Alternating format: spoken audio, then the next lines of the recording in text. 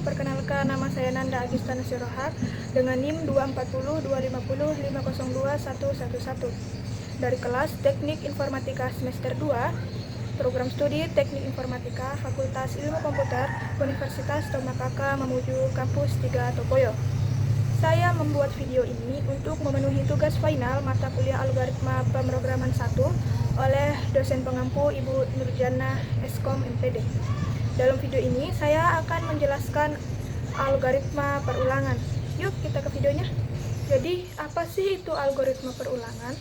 Algoritma perulangan atau yang biasa disebut dengan looping adalah instruksi yang digunakan untuk mengulang perintah dalam bahasa pemrograman berdasarkan jumlah tertentu atau kondisi tertentu. Contohnya di kehidupan sehari-hari yaitu hari sekolah yang terjadi berulang setiap minggu. Bisa juga kasir yang memindai banyak barang dengan barcode. Adapun jenis-jenis perulangan yang pertama itu for atau perulangan pasti. Digunakan saat jumlah perulangan sudah diketahui dengan pasti. Contohnya, saya akan lari mengelilingi lapangan sebanyak 2 kali atau cetak halo sebanyak 3 kali. Jenis yang kedua yaitu while loop atau perulangan bersyarat. Digunakan ketika jumlah perulangannya tidak pasti, tergantung pada kondisi boolean atau yang sering kita kenal yaitu benar atau salah. Contohnya, selama jumlah pasien lebih besar daripada 0, dokter akan memeriksa pasien. Yang kedua, saya akan mencatat selama guru menjelaskan. Jenis yang ketiga yaitu do while loop. Mirip dengan while, tetapi perintah dijalankan dulu, baru dicek kondisinya. Karakteristiknya, aksi dilakukan terlebih dahulu, lalu kondisi diperiksa setelah aksi dilakukan.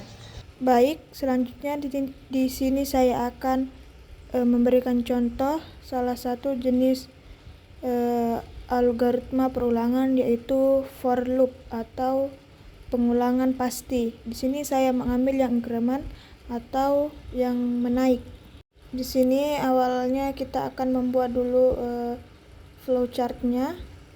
Nah, kurang lebih seperti ini flowchartnya. Kemudian kita masukkan rumus-rumusnya terlebih dahulu. Saya akan mempercepat lagi videonya.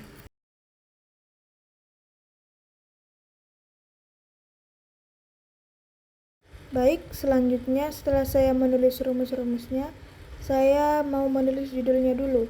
Jadi judul yang saya ambil yaitu mencetak nilai integer dari 1 sampai 5. Baik, langsung saja saya akan menjelaskan flowchartnya. Yang pertama itu mulai. Nah, proses dimulai dari titik ini. Ini menandakan bahwa program akan segera menjalankan instruksi yang diberikan. Kemudian yang kedua yaitu deklarasi batas dan nilai awal. Nah, di tahap ini kita mendeklarasikan 2 variabel penting yaitu ada batas yang berisikan nilai akhir yang menjadi batas perulangan. Nah, dalam kasus yang saya ambil ini nilai batasnya yaitu 5. Kemudian ada nilai awal.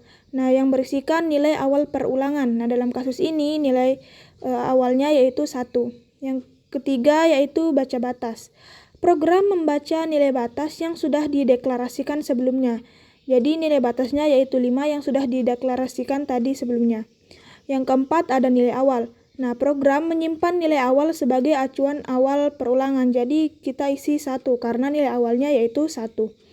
Kemudian yang kelima, apakah nilai awal kurang dari sama dengan batas? Nah, ini adalah kondisi logika dalam perulangan. Program akan mengecek apakah nilai awal masih kurang dari atau sama dengan batas. Jika true, maka program akan melanjutkan ke langkah berikutnya. Nah, jika false, maka program akan keluar dari perulangan dan menuju end. Kemudian yang keenam yaitu tulis nilai awal. Nah, program akan mencetak atau menampilkan nilai awal saat ini. Nah, yang ketujuh, nilai awal plus plus. Nah, nilai awal ditambah 1 atau increment sesuai dengan prinsip for loop. Ini akan membuat perulangan bergerak ke langkah berikutnya. Misalnya dari 1 ke 2, lalu ke 3, dan seterusnya. Yang ke-8, kembali ke kondisi pengecekan ke langkah yang ke-5. Setelah nilai awal ditambah, program kembali memeriksa apakah nilai tersebut masih kurang dari atau sama dengan batas. Jika iya, ulangi proses cetak dan tambah nilai. Dan yang ke-9 yaitu N. Ketika nilai awal sudah melebihi batas, proses pengulangan selesai dan program berakhir. Nah, dari penjelasan flowchart tadi, kita bisa melihat bahwa proses perulangan itu sebenarnya cukup sederhana. Kita mulai dari angka 1, lalu dicek apakah angka itu masih di bawah atau sama dengan 5. Kalau iya, kita cetak angka itu, lalu ditambahkan 1, dan ulangi lagi prosesnya. Ini terus berulang sampai angkanya lebih besar dari 5, baru programnya selesai.